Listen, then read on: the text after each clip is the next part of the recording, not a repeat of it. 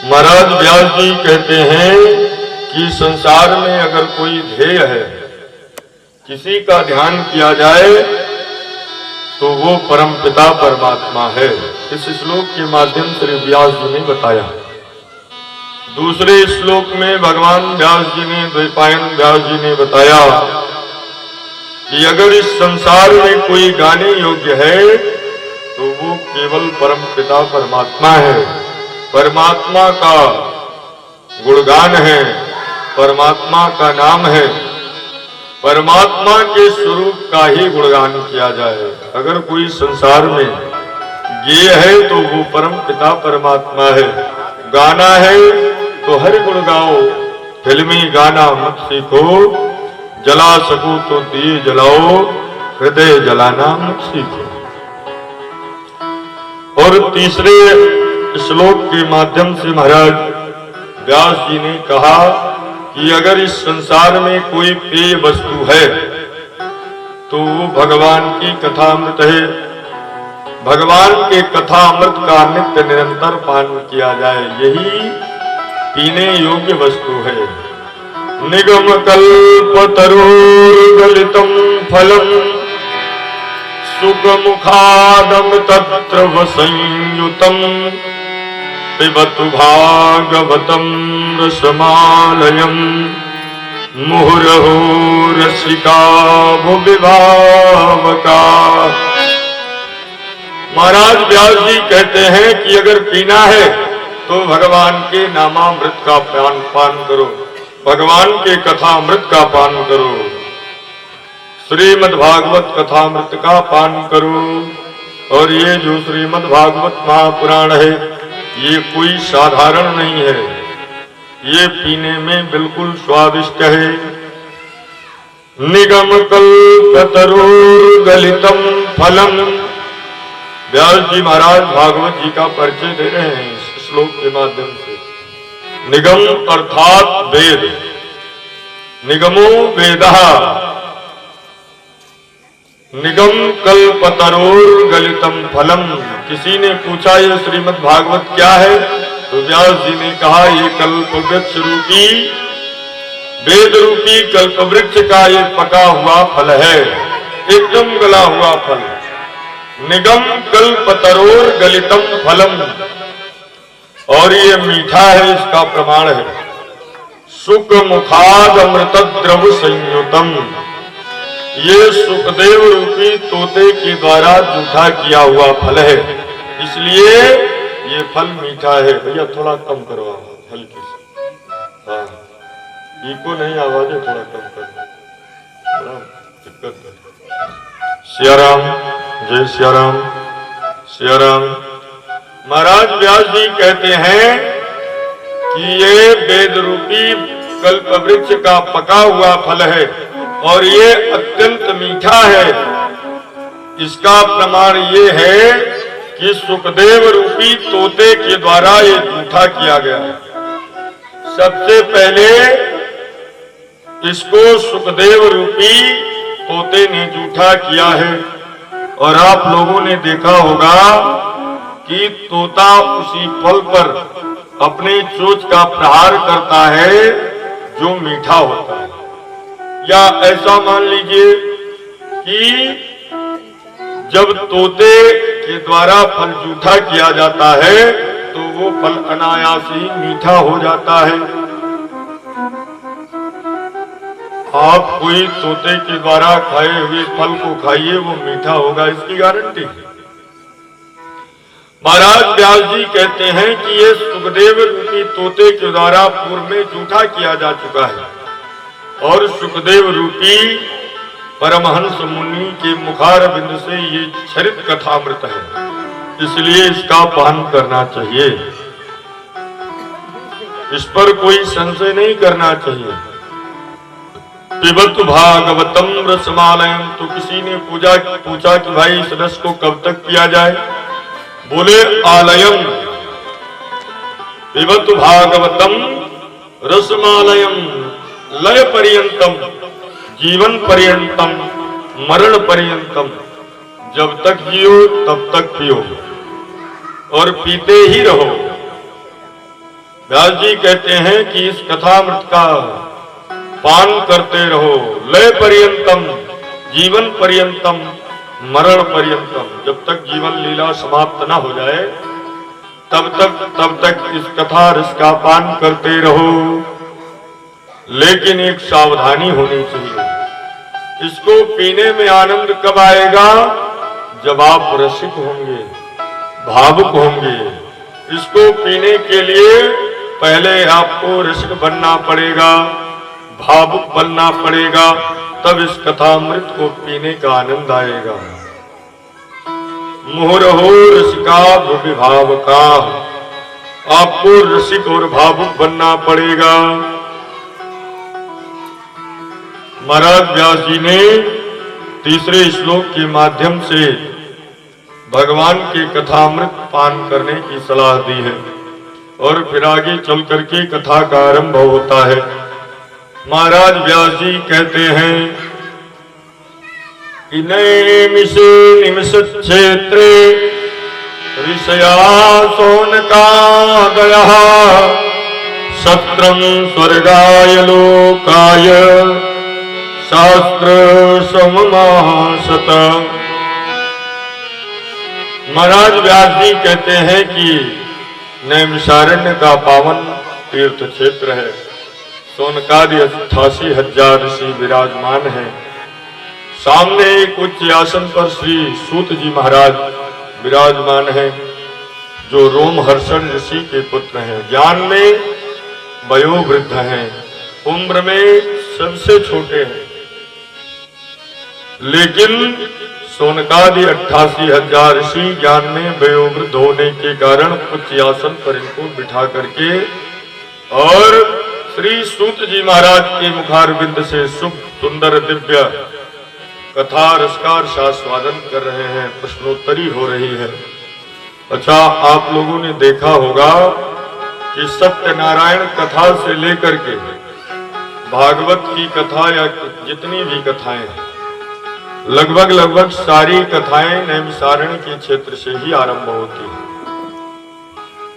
चाहे वो सत्यनारायण व्रत की कथा हो, चाहे वो श्रीमद् भागवत महापुराण की कथा हो। क्यों? इसलिए कि नैमिषारण्य की जो भूमि है, ये कथा के लिए परम पवित्र भूमि मानी गई। एक बार की बात है कि सभी ऋषिगण एकत्रित हुए और आपस में बैठ करके विचार करने लगे कि भविष्य में कलयुग का आगमन होने वाला है, जिसमें लोग धर्म कर्म को भूलते चले जाएंगे। प्रायः इस सारी पृथ्वी पर कलयुग का राज होगा, जिसके कारण सभी लोग मोक्ष मार्ग का अनुसरण नहीं करेंगे।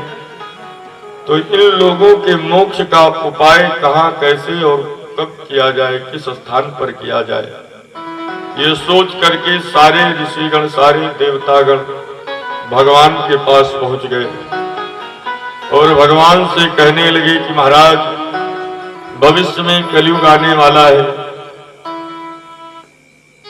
कोई हमको ऐसी जगह बताइए जहां पर कलयुग का प्रभाव व्याप्त न हो, ऐसा स्थान आप हमको बता दीजिए।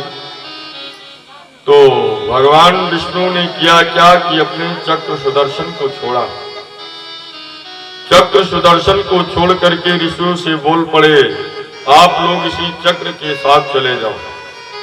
जहां पर इस चक्र की निमी अर्थात धूरी टूट करके गिर जाए, वो कथा भागवत अनुष्ठान के लिए सर्वोत्तम क्षेत्र होगा। और वो चक्र भगवान के पास से चला।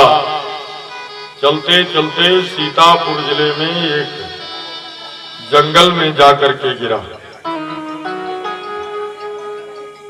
जहां पर गिरा वो स्थान आज भी चक्र तीर्थ के नाम से प्रसिद्ध है। यस्मिन् अरण्ये चक्रस्य निमि पतन्ति सा एव नैमिषारण्यः। जहां पर भगवान के द्वारा छोड़े गए चक्र की धूरी टूट करके गिर जाए, वो कथा के लिए परम पवित्र भूमि मानी गई है। और जो लोग नैमिषारण्य गए होंगे उनको पता होगा, आज भी एक स्थान ऐसा है जहां पर जल है और वो जल तेजी से घूमता रहता है। उसी को चक्र तीर्थ कहा गया है। वहीं पर भगवान के चक्र की निमी धूरी टूट करके गिरी। तभी से जितनी भी कथाएं हुई, जितनी भी विचार हुए, सभी देवता, सभी ऋषिगण नैमिषारण्य की धरती पर जब कोई सोच विचार करना होता तो वहीं आकर के बैठ जाते हैं। महाराज व्यास जी कहते हैं कि नैमिषारण्य की पावन धरती है। सोनकादि 88,000 ऋषि बैठे हैं और श्री सूत जी महाराज के आसन पर बैठे हैं। संसार के कल्याणार्थ सोनकादि ऋषियों ने महाराज श्री सूत जी से प्रश्न किया, सा वै पुंसाम परो धर्म यदो भक्तिरदोक्षजे। महाराज सर्वश्रेष्ठ धर्म क्या है? धर्म सर्वश्रेष्ठ कैसे है? कौन सा धर्म सर्वश्रेष्ठ है? महाराज श्री सूत जी महाराज बोल पड़े, सोनकादि ऋषियों आपने बड़ा अच्छा प्रश्न किया है। अपने ही लिए नहीं अपितु सभी संसार वालों के लिए ये प्रश्न आपने किया है। सा वै पुंसाम परो धर्मा यदो भक्तिर्धोक्षजः। महाराज सूत जी सोनकादि ऋषियों को समझाते हुए कहते हैं कि सबके लिए, मनुष्य मात्र के लिए जो धर्म है वो धर्म है भगवान की भक्ति करे। और भक्ति कैसी करे? तो व्यास जी कहते हैं कि अहेतु की अप्रतिहता भक्ति, भक्ति में कोई हेतु न हो, भक्ति में कोई कारण न हो, ऐसी भक्ति करें। लेकिन हम आप क्या करते हैं? अगर भगवान को एक लोटा जल चढ़ा देते हैं तो लंबी लिस्ट भी पकड़ा देते हैं। महाराज हमारा ये काम हो जाए, इस बार मैंने एक लोटा जल चढ़ाया है, अगली बार 2, 3, 4, 5 भी हो सकते हैं। भक्ति लोग करते हैं, लेकिन जब भक्ति का यथोचित फल नहीं प्राप्त होता तो लोग भगवान की गलती देने लगते हैं। महाराज व्यास जी कहते हैं कि भक्ति करो, भक्ति करनी चाहिए, लेकिन भक्ति बिना हेतु की अगर है तो बहुत अच्छी बात है। कारण से युक्त भक्ति तो सभी लोग करते हैं, लेकिन बिना हेतु की भक्ति सबसे अच्छी भक्ति है। अहेतु की अप्रतिहता भक्ति ययात्मा संप्रसीदति। भक्ति में कोई हेतु नहीं होना चाहिए, लेकिन हम लोग बिना कारण के कुछ करना ही नहीं चाहते। हनुमान जी के द्वार पर लड्डू लेकर के गए और पहुंचे वहां पर, हनुमान जी को लड्डू और एक माला 10 रुपए चढ़ाए तो हनुमान जी से बोल बैठे, महाराज आपकी कृपा जीवन में बनी रहे, सब कुछ प्राप्त होता रहे, यह लौकिक पारलौकिक सुख प्राप्त हो जाए, जीवन में धन धान्य की कोई कमी न हो, नाती पोता अनाती सनाती देख करके तब हम इस संसार से जाएं। तमाम लंबी चौड़ी लिस्ट लोग रख देते हैं। हम आपको सोचना चाहिए, हम आपको इस बात पर विचार करना चाहिए कि जिसने हमको इस धराधाम पर जन्म दिया है, मुख बनाया है, वो शाम तक अन्न देगा। जब दांत न थे तब दूध दे, जब दांत दे तब अन्न भी नहीं है। जब दांत नहीं थे तब उस परम पिता परमात्मा ने हमारे माँ के स्तनों में दुग्ध की धारा बहा दी थी, और जब दांत हो गए तो खाने के लिए अन्न की भी व्यवस्था कर दी। परम पिता परमात्मा सब कुछ जानता है, किसको क्या जरूरत है, समय समय पर उसको वो प्रदान करता रहता है। अच्छा, एक बात और जान लेना चाहिए, समय से पहले किसी को कुछ मिलने वाला नहीं है। आप कितने भी हाथ पांव पटक दो, समय आएगा तभी आपको वो चीज मिलेगा। और जब बिना मांगे अगर देने वाला हो तो उससे मांग करके घाटा ही तो करोगे। मैं एक उदाहरण देता हूं, शायद बात समझ में आ जाए। आपके घर में दो बालक हों, बड़ा बालक 10 साल का हो, छोटा बालक 6 महीने का हो। 6 महीने का बालक किसी से कुछ नहीं कहता कि हमको ये चाहिए, हमको वो चाहिए, लेकिन 10 साल का बालक सब कुछ कहना जानता है। ठंडी का सीजन आ रहा हो, बड़ा बालक पिताजी से बार बार कहे कि पिताजी स्वेटर की जरूरत है।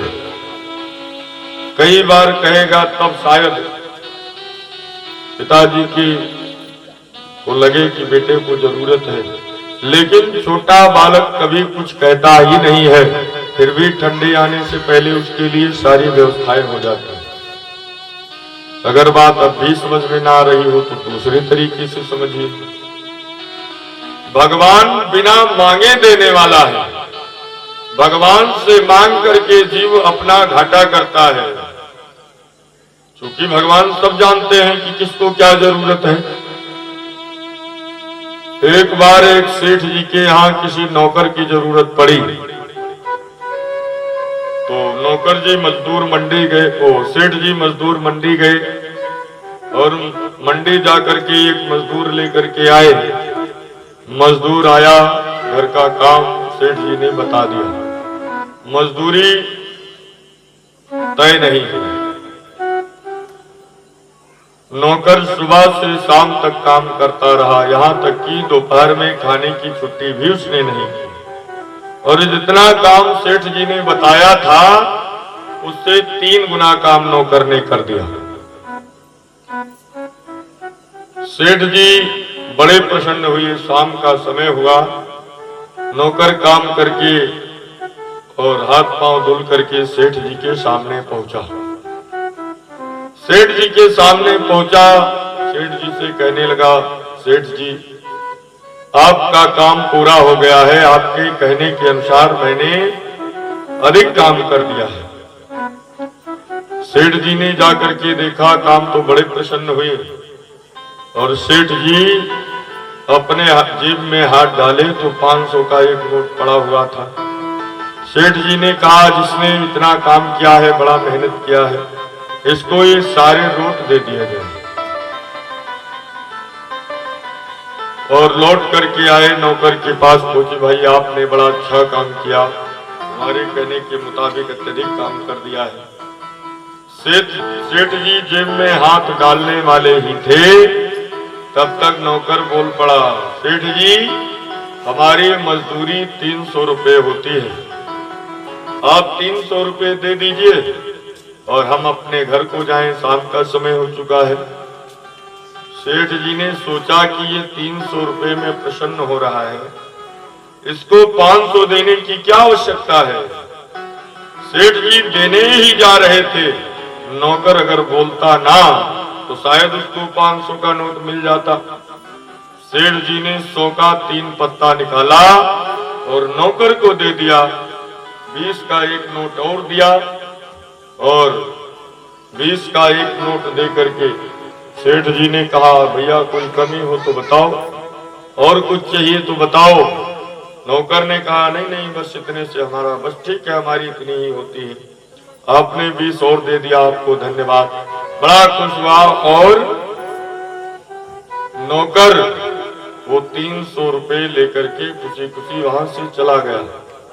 हमारे कहने का मतलब ये, अगर वो नौकर सेठ जी से ये ना कहता कि 300 रुपए दे दो तो उसको 500 रुपए मिल जाते। 200 का उसने घाटा कराया नहीं कराया। भगवान सब जानते हैं किसको क्या चाहिए। अगर भगवान की इच्छा आपको अधिक देने की हो और आप अपनी लिस्ट पेश कर दो तो हो सकता है आपका घाटा लग जाए। इसलिए बुद्धिमान पुरुष को चाहिए कि भगवान की भक्ति करे लेकिन कुछ मांगे ना, निष्काम भक्ति होनी चाहिए। अहेत की अप्रत्यता भक्ति ये आत्मा संप्रसिद्धति। और एक बात और समझिए, जब चार हाथ से परम पिता परमात्मा दे रहा है तो दो हाथ से तुम कितना बटोर पाओगे। हाँ, ये है कि आपने जैसा कर्म किया है वैसे आपको मिल रहा है, जैसा आपने पूर्व में कर्म किया है वैसा ही तो आपको फल मिल रहा है। अब जो मिल रहा है उसी में संतुष्ट हो जाना चाहिए, इसी में बुद्धि बनता है। अहेतु की अप्रत्यता भक्ति ये आत्मा संप्रसिद्धति। सर्वश्रेष्ठ धर्म है भगवान की भक्ति करना। ये चर्चा आई और फिर आगे चल करके भगवान के अवतारों का वर्णन होता है और इन्हीं अवतारों को माध्यम बना करके श्री व्यास जी ने 18,000 श्लोक की रचना की है। महाराज व्यास जी लिखते हैं कि भगवान के 24 अवतार हुए और 24 अवतार लेकर के भगवान ने संसार में आकर के क्या कौन सी शिक्षा प्रदान की है। पहला अवतार भगवान का हुआ सनक सनंदन सनातन सनत कुमार के रूप में। इस अवतार में आकर के भगवान ने संसार को ब्रह्मचर्य की शिक्षा प्रदान की। दूसरा अवतार हुआ शूकर, यानी 12 अवतार। 12 अवतार में भगवान ने शूकर का रूप धारण करके माता पृथ्वी की खोज की और ला करके स्थापित किया और सृष्टि की रचना आरंभ हुई। तीसरा अवतार नारद का हुआ। नारद के अवतार में आकर के भगवान ने संसार वालों को कर्म बंधन से मुक्ति कैसे मिले ये शिक्षा दी। चौथा अवतार नर नारायण का हुआ। इस अवतार में भगवान ने आकर के इंद्रिय संयम की शिक्षा दी है। पांचवा अवतार कपिल मुनि का हुआ। इस अवतार में आकर के भगवान ने 2 प्रकार के सांख्य शास्त्र का वर्णन किया है, श्लेश्वर और नीलेश्वर। ये 2 सांख्यों का सांख्य शास्त्र का वर्णन किया। छठा अवतार दत्तात्रेय के रूप में हुआ। इस अवतार में ब्रह्म ज्ञान की शिक्षा दी। 7वां अवतार यज्ञ नारायण भगवान के रूप में हुआ और इस अवतार में आकर के मनवंतरों की रक्षा की। 8वां अवतार ऋषभ देव के रूप में हुआ। इस अवतार में आकर के परमहंस मार्ग की शिक्षा, परमहंस के मार्ग को बताया है। 9वां अवतार पृथु के रूप में हुआ। इस अवतार में आकर के महाराज पृथु ने पृथ्वी से औषधियों इत्यादि का दोहन किया है, पृथ्वी को समतल किया है। और जब भगवान का पृथु के रूप में अवतार हुआ तब इस धरा का नाम पड़ा पृथ्वी। उससे पहले इस धरा का नाम था मेदिनी। महाराज पृथु के द्वारा समतल किए जाने के कारण पहले पृथ्वी उबड़ खाबड़ थी। पृथु से पहले जो राजा हुए थे उनके महाराज बेन इतना अत्याचारी राजा हुआ कि महारानी पृथ्वी बेन के अत्याचार के कारण समस्त औषधियां, समस्त अन्न इत्यादि को अपने अंदर महारानी पृथ्वी ने समाहित कर लिया था। और महाराज पृथु का जब अवतार हुआ, बेन के शरीर का जब मंथन किया गया, महाराज पृथु और महारानी अर्ची जब प्रकट हुए तो महाराज पृथु राजा बने और पृथु ने पृथ्वी को समतल किया। बेन के अत्याचार से जगह जगह पृथ्वी नीची ऊंची हो गई थी, उसको महाराज पृथु ने समतल किया।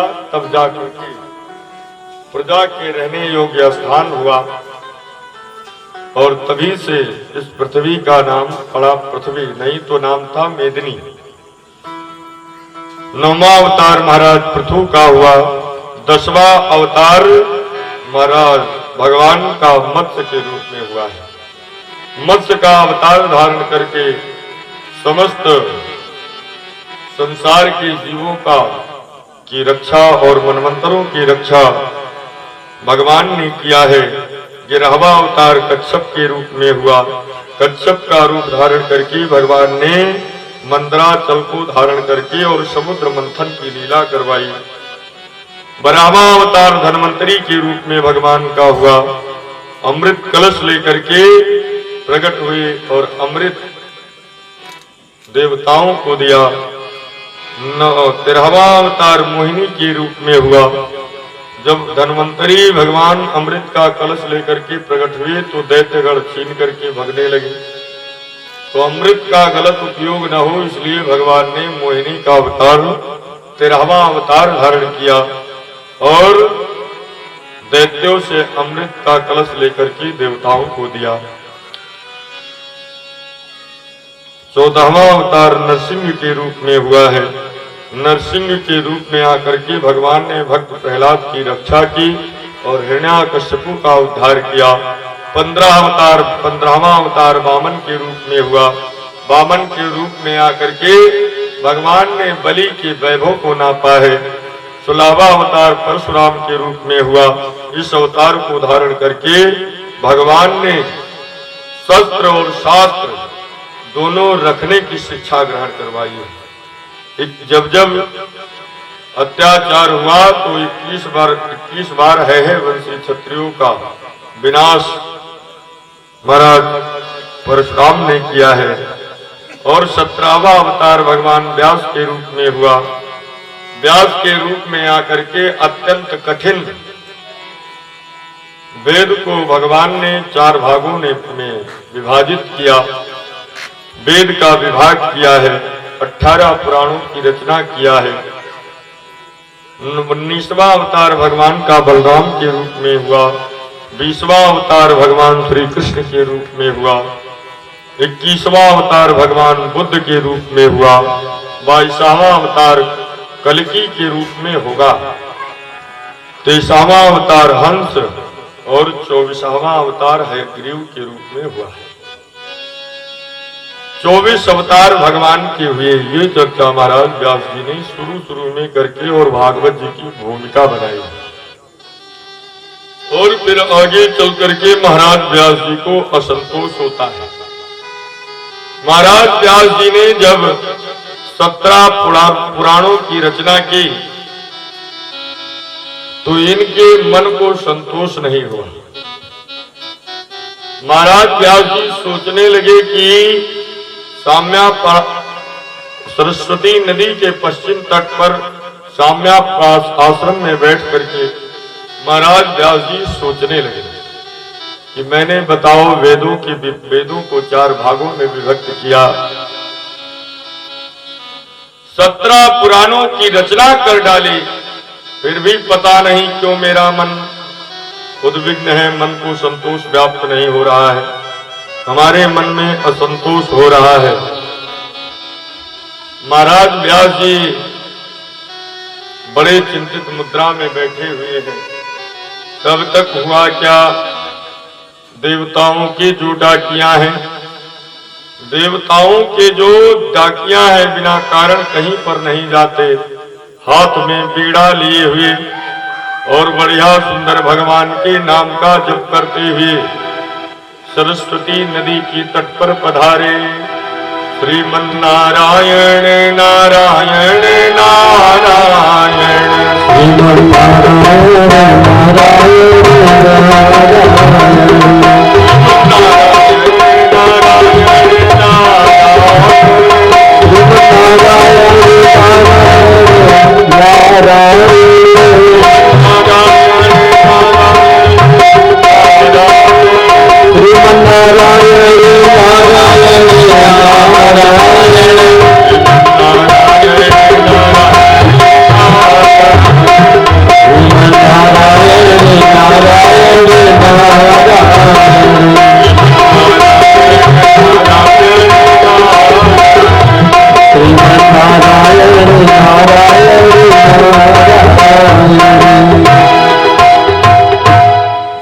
श्री नारद जी महाराज का आगमन महाराज व्यास जी के साम्याप्रास आश्रम पर हुआ। नारद जी जब पहुंचे तो नारद जी ने देखा कि 17 पुराणों के रचयिता श्री व्यास जी महाराज वेदों के विभाग करता श्री व्यास जी महाराज अपने आश्रम में चिंतित मुद्रा पर बैठे हुए हैं। नारद जी व्यास जी महाराज के पास पहुंचे। कहो व्यास जी,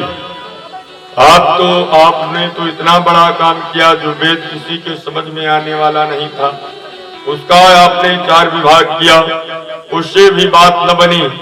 माताजी, भगवान को पीछे करके नहीं बैठा जाता है। बोले वृंदावन बिहारी लाल की जय हो। बोले हनुमान जी महाराज की जय हो। महाराज व्यास जी से नारद जी बोल पड़े कि आपने जो वेद किसी के समझ में नहीं आने वाले थे, जिन वेद की ऋचाएं किसी के समझ में आने वाली नहीं थी, उन वेद की ऋचाओं को इतना सरलीकृत कर दिया। पहले 4 भाग में विभक्त किया, बात समझ में नहीं आई तो 17 विभागों में भक्त आपने कर दिया। इतना बड़ा काम आपने किया है, फिर भी आप चिंतित बैठे हुए हैं। व्यास जी बोल पड़े, क्या करूं महाराज, आप तो सब कुछ जानने वाले हैं, आपसे मैं क्या बताऊं। पता नहीं क्यों हमारे मन को संतोष व्याप्त नहीं हो रहा है। मैंने 17 पुराणों की रचना तो की, लेकिन मन थोड़ा उद्विग्न है। आप बैठिए, वो लोग कर लेंगे जी। बोर्ड खराब है, भैया वो बोर्ड खराब देख लेना, कुछ है खराब। नारद जी कहने लगे कि नारद व्यास जी, आपने तो बहुत बड़ा काम किया है। अगर हमारे ऐसे तुच्छ के ऊपर भगवान की कृपा हो सकती है, भगवान का सायुज्य प्राप्त हो सकता है, तो आपने संसार के लिए तो बहुत बड़े बड़े काम किए हैं। आपके ऊपर भगवान की कृपा होनी चाहिए। महाराज नारद जी बोल पड़े। व्यास जी को समझाने के लिए नारद जी ने अपने पूर्व जन्म की चर्चा सुनाई, ताकि व्यास जी के मन को संतोष व्याप्त हो। व्यास जी को समझाने के लिए नारद जी बोल पड़े। नारद जी ने कहा कि व्यास जी, आपने 17 पुराणों की रचना की, बात सही है, लेकिन अपने लेखनी के माध्यम से आपने कहीं कहीं पर ऐसा लेख लिखा कि जिसको लोगों ने आधार मान लिया। आपने लिखा तो सही, आपके लिखने का कारण सही था, आपका विचार सही था, लेकिन उसको लोगों ने समझा गलत तरीके से।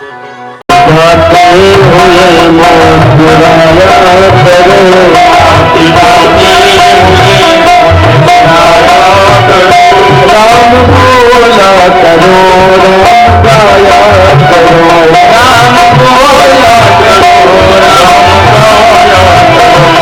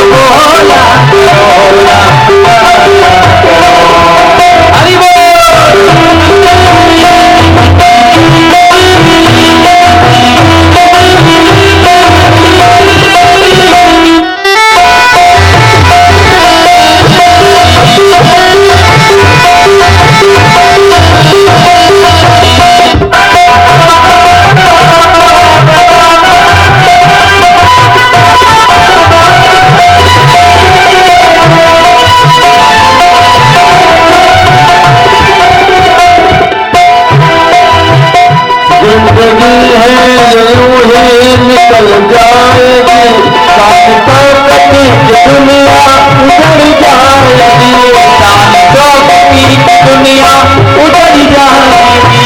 जिंदगी है ये यूं ही निकल जाएगी, शान शौकत की दुनिया उजड़ जाएगी, शान शौकत की दुनिया उजड़ जाएगी, शान शौकत की दुनिया उजड़ जाएगी। और अपने मन से ही उनको बुलाया करो, अपने मन से ही उनको बुलाया करो, राम को बोला करो, राम का वादा करो, राम को बोला करो, राम का वादा करो। आप जाते हुए मुस्कुराया करो, आप जाते हुए मुस्कुराया करो, राम बोला करो, राम गाया करो, राम बोला करो, राम गाया करो। आप जाते हुए गुनगुनाया करो, आप जाते हुए गुनगुनाया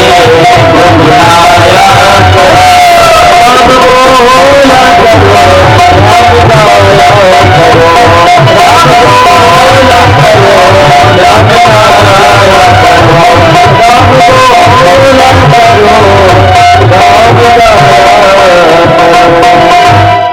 बोल बाकी बिहारी लाल की।